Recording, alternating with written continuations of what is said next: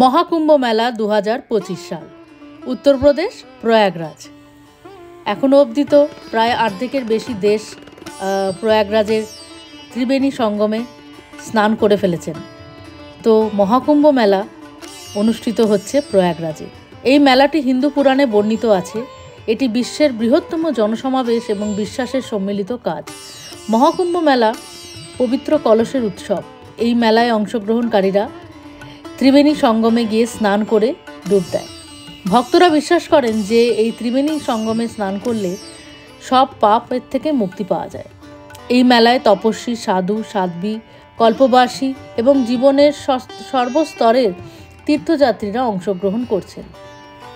এবং পুরাণে লেখা আছে, যখন পৌরাণিক কাহিনী অনুযায়ী বিষ্ণু অমৃতের কুম্ভ বহন করছিলেন, তখন ঝগড়া হয় এবং ঝগড়া হওয়ার ফলে সেই অমৃত 4টি ফোঁটা মাটিতে পড়ে এবং ভারতবর্ষের সেই 4 বিখ্যাত জায়গায় প্রয়াগরাজ, হরিদ্বার, নাসিক এবং উজ্জয়িনী। মহাকুম্ভ মেলা হলো হিন্দু ধর্মাবলীদের একটি গুরুত্বপূর্ণ তীর্থযাত্রা। মহাকুম্ভ মেলা প্রতি 144 বছর অন্তর প্রয়াগে অনুষ্ঠিত হয়। মহাকুম্ভ মেলা পৃথিবীর সবচেয়ে বড় ধর্মীয় সমাবেশ এবং এই মেলাটি 4টি স্থানে অনুষ্ঠিত হয়। মহাকুম্ভ মেলায় গঙ্গা, যমুনা, সরস্বতী, গোদাবরী, শিপ্রা নদী ইত্যাদি নদীর তীরে অনুষ্ঠিত হয়। মহাকুম্ভ মেলায় নয়া সাধুদের অংশগ্রহণও রয়েছে এবং মেলায় সাধুদের রাজকীয় প্রবেশ পথে নেতৃত্ব দেওয়া ব্যবস্থা আছে। মহাকুম্ভ মেলা প্রতি 3 বছর, 6 বছর, 12 বছর এবং 144 বছরের একবার পালিত হয়। কুম্ভ মেলার সবচেয়ে গুরুত্বপূর্ণ অনুষ্ঠান হলো স্নান। মহাকুম্ভ মেলার সময় লক্ষ লক্ষ মানুষ ত্রিবেণী সঙ্গমে স্নান করেন এবং মেলার সময় মানুষ পবিত্র নদীর তীরে পূজাও করেন। মেলার সময় সাধু এবং সন্ন্যাসীরা মানুষকে আলোচনা করেন। মেলার সময় শাহী স্নানের অনুষ্ঠান হয় এবং মহাকুম্ভ মেলার সময় শাহী স্নানের অনুষ্ঠানে সন্ন্যাসীরা এবং তাদের শিষ্যরা, বিভিন্ন আখড়া সদস্যরা সবাই অংশগ্রহণ করেন। তো চলো, আজকে সুদূর ব্যাঙ্গালোর থেকে প্রয়াগরাজের যাত্রায় কেমনভাবে কাটলো এবং মহাকুম্ভে গিয়ে আর কি কি দেখলো, সেটাই আজকের ব্লগে রইল।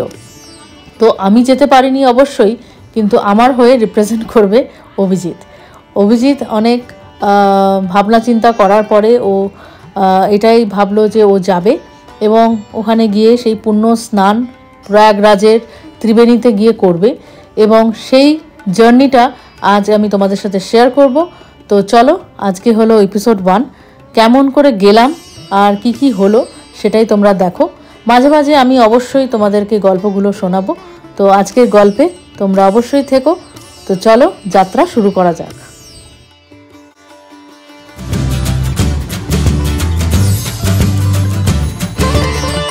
তো তোমরা আগের ব্লগে তো দেখিয়েছিলে, আমি দেখিয়েছিলাম যে অভিজিৎ বেরিয়ে যাচ্ছে প্রয়াগরাজের উদ্দেশ্যে ভোর 3টের সময়। তো এই ব্লগটা এখন থেকেই শুরু হচ্ছে। তো এখন ও ক্যাবে আছে, ক্যাব এসে গেছে এবং 3টের সময় রওনা দিয়েছে। ভোর 6টার সময় ফ্লাইট, ব্যাঙ্গালোর থেকে প্রয়াগরাজের ফ্লাইট ভোর 6টায়। এবং সকাল সকাল ট্রাফিকটা একটু কমই থাকে, তো সেরকম কোনো অসুবিধা হবে না আশা করি। আর আজকে হলো 14ই ফেব্রুয়ারি।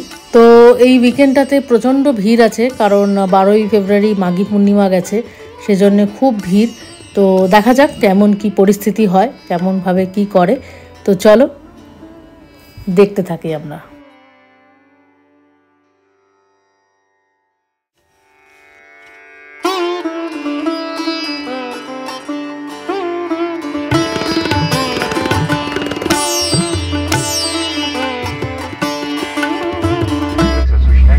हमारी कैबिन क्रू की ओर ध्यान दें। कुर्सी की पेटी इस तरह से बांध दें, कसने या ढीली करने के लिए इस तरह पेटी खोलने के लिए फ्लैप को इस तरह से उठाइए।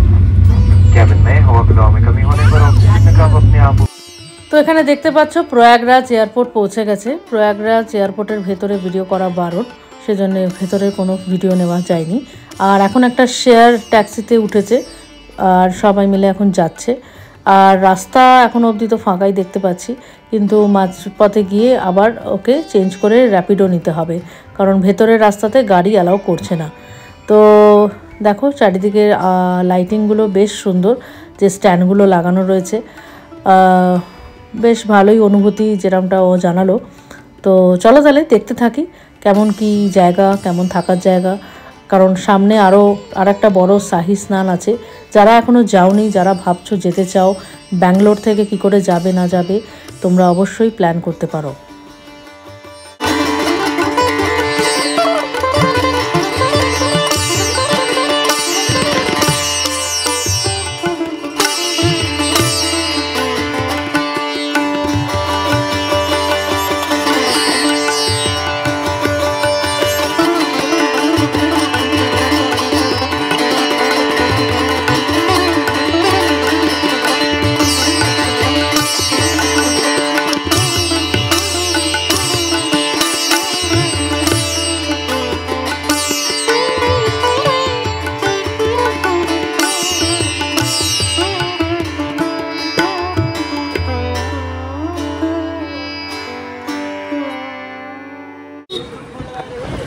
তো আমি চলে এসেছি প্রয়াগরাজ মহাকুম্ভে। এখন বাইকে যাচ্ছি। সকালবেলা 8:30টায় নেমেছিলাম ফ্লাইট থেকে, কিন্তু এখনও পৌঁছতে পারিনি। তো লেটস সি কখন পৌঁছোই। হোপফুলি তাড়াতাড়ি পৌঁছে যাব। এখন বাইকে আছি। ফার্স্টে গাড়িতে ছিলাম, অনেকক্ষণ গাড়ির ড্রাইভার চেষ্টা করলো, বাট পৌঁছতে পারলাম না। এখন দেখি কোথায় পৌঁছোই, কটায় পৌঁছোই। দেখো মানুষের জনসৈলাভ। इधर जाना है,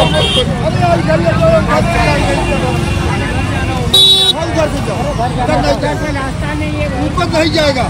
ए भाऊ, अरे यार टूरिस्ट की गाड़ी हटा दे।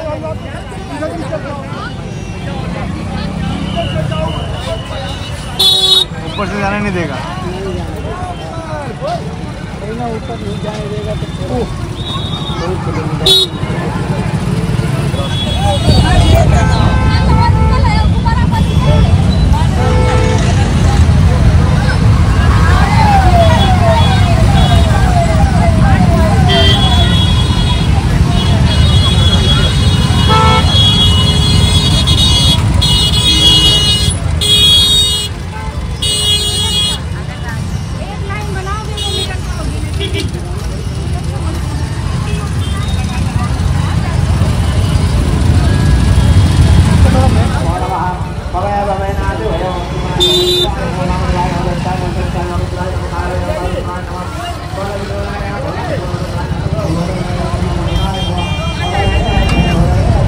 बागेश्वर धाम सरकार यहाँ पे। हाँ, जय श्री राम।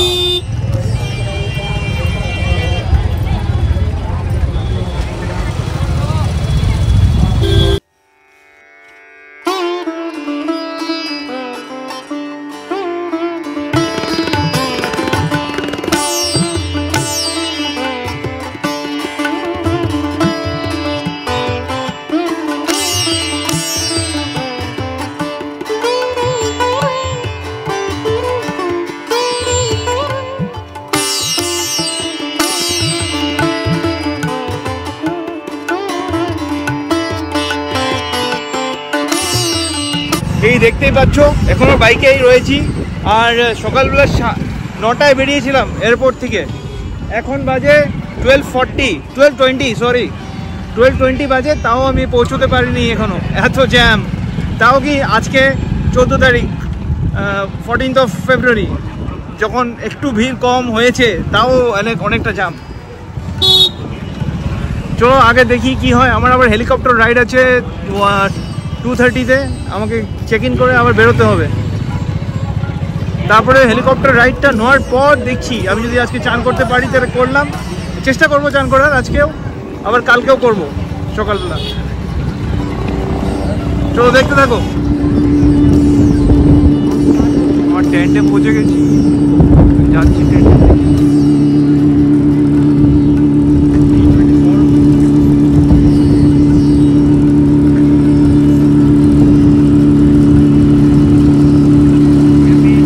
আমি আমার টেন্টে, হাই ফোক্স, আমি আমার টেন্টে পৌঁছে গেছি। এই তো আমার ডিলাক্স টেন্ট, আগমন ইন্ডিয়া কুম্ভ মহাকুম্ভ 2025।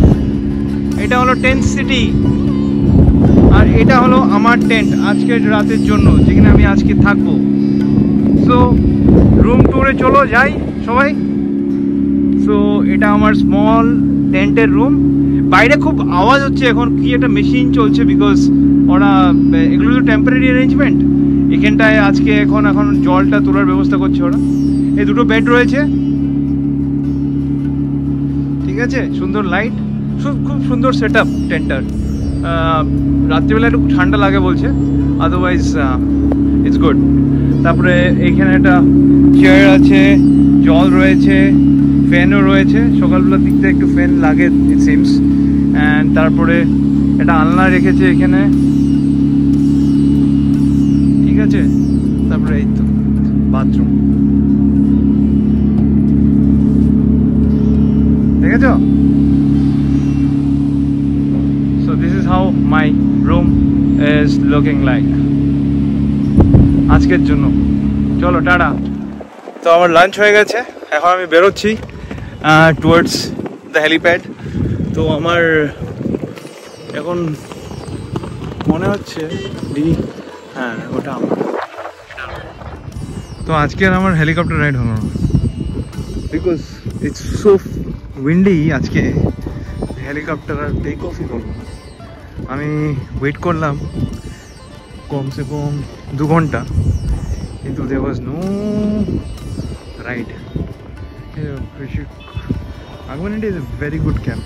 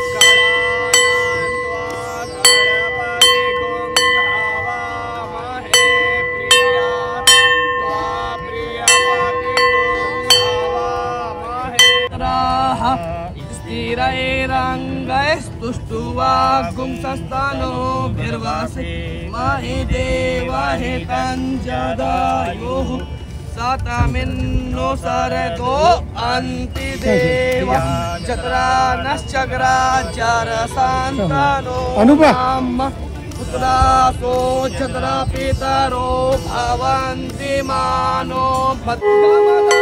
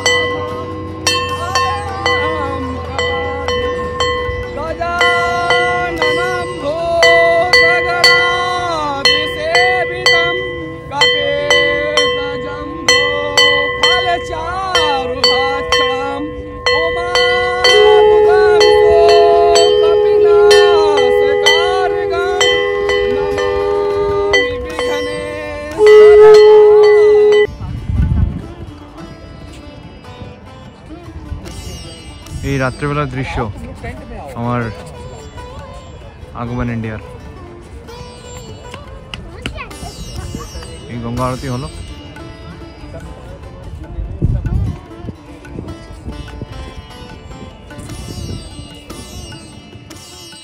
সো বন্ধুগণ, আমি এখন চলে এসেছি ডিনার করতে। আর এই তো আজকে সারাদিন কাটালাম, এখন ডিনার করছি। খুবই সুন্দর অ্যারেঞ্জমেন্ট এখানে ডিনারের, সব ভেজ, নো অনিয়ন গার্লিক, সাত্বিক ভোজন, কিন্তু খুবই সুন্দর খাওয়া দাওয়ার। প্লাস আমার 3টে মিলিয়ে ইনক্লুডেড ছিল প্যাকেজে, তাই এখন স্যুপ দিয়ে স্টার্ট করব, প্লাস ডাল অ্যান্ড সব কিছুই রয়েছে। খুব সুন্দর খাওয়া দাওয়ার, মিষ্টি দিয়ে এন্ড করে তারপরে বাকি আমিও আপনাদেরকে লিঙ্কটাও দিয়ে দেবো, দেখে নেবেন। যদি রুম থাকে এখানে বুক করলে খুবই বেটার হয়, বিকজ ওদের নিজস্ব ঘাটও রয়েছে সামনেই, যেখানটায় কমফোর্টেবলি চানও করা যাবে। তো এখন ব্লগটা এন্ড করছি, আর কালকে আবার দেখা হবে। Good night.